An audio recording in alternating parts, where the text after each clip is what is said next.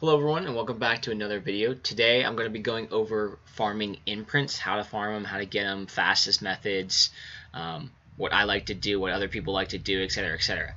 Now real quick before we start, for anyone that doesn't know what imprints are, they are these pages here, and what they're used for is putting these into the crafting recipe when you're about to craft a piece of gear to give it a special effect or added stats. I'm kind of scrolling all the way over here. As you can see, I got a bunch of them here: powerful, precision, rage, etc, etc.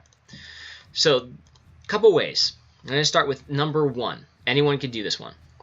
Now the best way to have to do this is to have all four stations here, and you come over to this guy right here and you go to the buy section, and for 15 silver you can buy as many of these as you can hold. Now unfortunately, if I go, let's see if this works yet. Nope, I can't change this number. I'm typing in more numbers. Unfortunately, you have to buy one at a time. Hopefully that's fixed in the future, but you just quickly alright, buy one more. So the reason I'm buying these, right, is an unbalanced bow. It has no prefix, no suffix. However, when I go in here, you go into your crafting station, hit dismantle.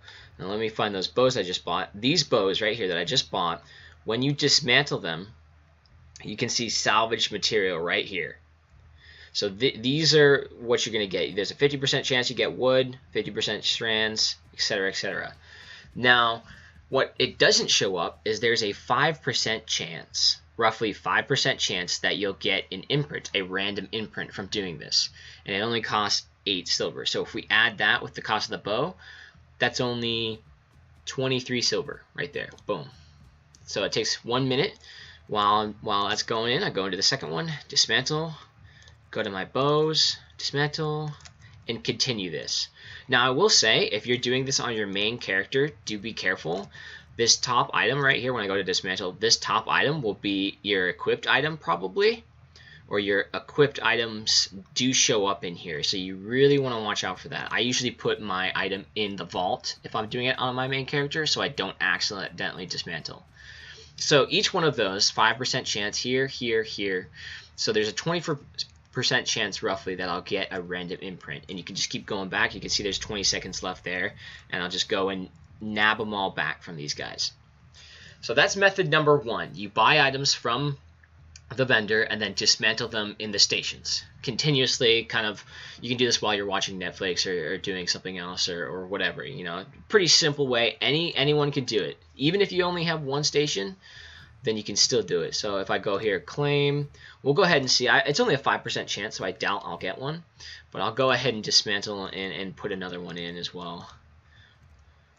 While we're going, here we go, nothing there. It'll pop up here in the little side if I do get something.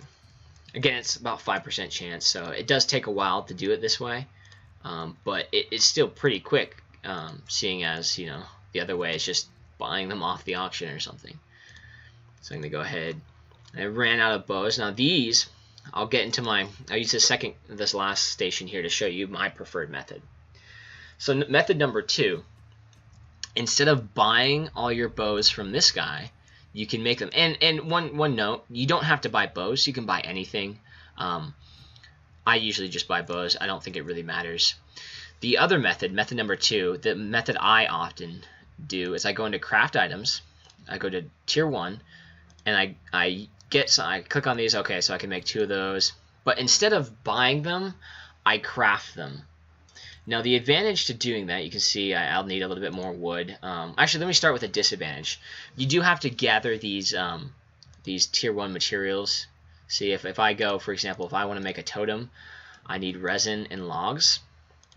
Totems seem pretty cheap, by the way. You can look at which recipe you like the most, but you can see, okay, I can make a few of these here.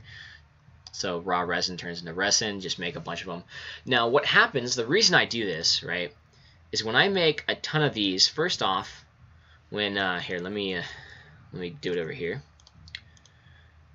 I don't have to just like spam buy, click buy, and buy one at a time. If I craft them, you can see. Let me do something that I can make a few of. Here we go, craft item. Now over here, if I click craft item again, it'll stack up. You can see there's now a queue that's built up over there. So if I close this and I close this, you can see down below I'm crafting. This takes 20 seconds to make, and this will go right automatically. So if I come back in a minute or two, I'm gonna have about 6 bows. Okay, so one benefit, you don't have to sit there and click buy, click buy, click buy. The second benefit, which is more important, is eventually after I claim, let's say I have all these guys crafting 6 bows, I come back and I get, you know, what is it, 24 bows. I can open up my inventory and go to my weapons, because that's what I'm crafting, and one of these, you can see how eventually you'll get one with a prefix. Now you might think, wait a second, how'd you get one with a prefix if you didn't put it on when you were crafting? Well, the same thing applies to dismantling. Remember how I said when you dismantle, there's a 5% chance that you'll get an imprint? Well, when you craft, there's also a 5% chance that a random imprint will show up on your weapon. Now what that means, let's see if I can, I'll just run over here real quick.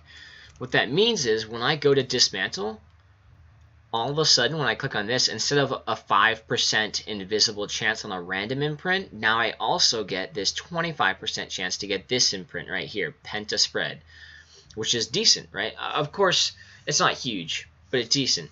Now another little trick that you can do with my method is, instead of just dismantling this right away, let's say you want to get a specific imprint. Let's say you're looking for fragmentation. All you have to do, instead of dismantling, go to reroll. You'll see all your weapons with prefixes will show up here, and you can just re-roll this for 6 bloodstone each until you get what you want. So you can see, okay, quad spread. For the sake of the video, it's only 20 seconds, but for the sake of the video, I'm going to speed this up a little bit. Claim, go in here, do it again. You can view what it is. Ricochet, okay, not what I want. Personally, right now, I'm looking for wavy penta, so I can do this a few more times here. There's long range. So a lot of people like long range. You could dismantle it then. And of course, you're not going to, there's not guaranteed that you'll get it, but there is a 25% chance, right? So if you crafted, if let's say you go in here and you craft 200 weapons, okay, if there's a 5% chance that you're going to get something on 200 weapons, then you'll get roughly 10 items with prefixes on them, which means if you take those 10 items with prefixes on them and then re-roll all those 10 to get what you want, let's see, I'll re-roll this again. Snare shot, not what I want. But you just keep re-rolling, re-rolling, re-rolling. Of course, you'll use a little bit of Bloodstone, but generally, in the end, it may be cheaper than what's on the auction. Okay, so if I'm looking for something very specific, wavy penta, and I do 200 weapons, I get 10 weapons with prefixes, re-roll them all to wavy penta, and then dismantle them all, then you'll get roughly 2, maybe 2.5 of what you're looking for, maybe 3 if you're lucky. So that's how you kind of farm specific imprints. I hope that helps. Again, this method, you can just, the fastest way or the cheapest way would be not to really re-roll too many times, because if you're re-rolling a lot, you're going to use up 6 bloodstone, and think about it, 100 re-rolls is 600 bloodstone lost. So maybe you just want to keep dismantling, not re-roll anything, and then eventually you can just go and once the auction house is back up, you can just go over there and sell all your imprints. So it's a pretty good way to make bloodstone as well. I know quite a few of my friends have done this. I personally like releasing this video in the hopes that imprints will cost a little bit less, because I don't have too much time, and I don't like, doing this with the crafting, and I already have plenty of bloodstone. So if you're looking to get some bloodstone quick or just need to find some imprints, this is definitely the best method. Again, you can choose method 1 or 2. I prefer number 2 because then I can re-roll stuff and try and search down specific imprints. But yeah, if you guys have any questions, go ahead and post down below. One thing I just want to mention is these are tier 1 items, so it's really cheap to re-roll them. If you're trying to re-roll higher tier weapons, like if, for example, T10, it takes way more silver. So be careful if you're re-rolling stuff that is higher tier to try and change the imprint. If you're just planning on dismantling it anyways, you might end up wasting too much time. So again, like always, please post any questions you have down below in the comments. I'm going to be posting 2 links down below as well to different Discords, one the official Discord and then one for the Bloodstone pub. Both Discords have great players, really helpful if you're looking to just kind of communicate and engage with other players in the game, ask questions, run dungeons, anything like that. It's a great spot. Those Discords are definitely worthwhile to jump into. And as well, I'll post another a Twitch stream. You can follow the Twitch streamers to see when they're live, and then ask questions to them directly, and that's always a fun experience as well. So again, guys, thanks. If you like the video, like, subscribe, and I look forward to see you guys in another video.